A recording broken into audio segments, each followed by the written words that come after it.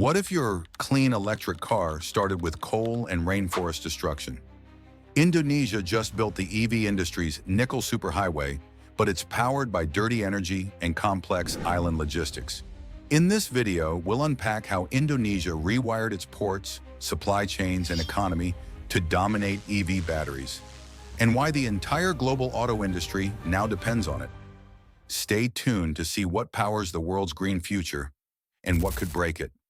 So, why is nickel such a big deal for electric cars? Nickel is used in lithium-ion batteries to boost energy density. That means EVs can go farther on a single charge without adding more weight. As EV demand skyrockets, automakers need more nickel than ever before. Indonesia holds the world's largest reserves, especially the type of nickel best suited for batteries. But until recently, Indonesia was mostly exporting raw ore. That changed in 2020 with a policy that disrupted the global nickel map. Now let me give you a look at the bold policy move that flipped the industry. In 2020, Indonesia banned the export of raw nickel ore. The goal? To keep more of the value chain at home.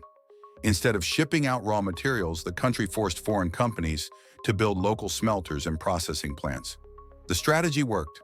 Chinese companies quickly invested billions into building industrial parks and refining hubs.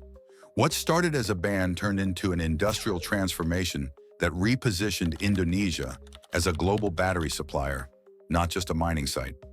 Here's the twist. What powers all these new clean tech facilities? While Indonesia succeeded in creating nickel refining hubs, many of the new smelters are powered by coal. Some coal plants were even built specifically for this purpose. So while EVs are marketed as clean, their supply chains, at least in Indonesia, start with carbon-heavy energy. The contradiction is real. Emissions saved on the road may be offset by emissions during production. It's one of the dirty truths behind clean technology. Let me take you behind the scenes of Indonesia's island-to-port logistics. Indonesia is made up of over 17,000 islands. Nickel deposits are often found in remote areas like Sulawesi and Halmahera. Moving ore and refined metal from these islands to global buyers required entirely new infrastructure. Roads were cut through jungle. Conveyor belts and barges were added. Private ports were built. Without this web of ferries, terminals, and coastal loading zones, Indonesia's nickel dominance wouldn't be possible. So why automakers are betting big on Indonesia? Tesla, BYD, Ford, and other major EV brands now rely on Indonesian nickel. Some have signed long-term supply deals. Others have explored joint ventures or even setting up local operations. Indonesia is no longer just a source of raw material. It's a central player in the global EV supply chain, one that companies can't afford to ignore. But here's the catch. What happens if this system starts to crack? Indonesia's nickel dominance is impressive, but fragile. Environmental damage, political shifts, or new carbon tariffs could disrupt everything. Smelters face criticism for deforestation and emissions.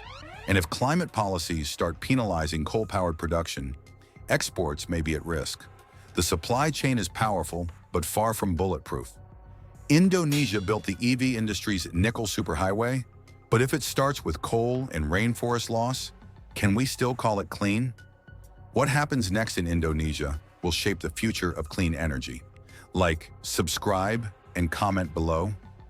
Can clean tech still be clean if it starts dirty?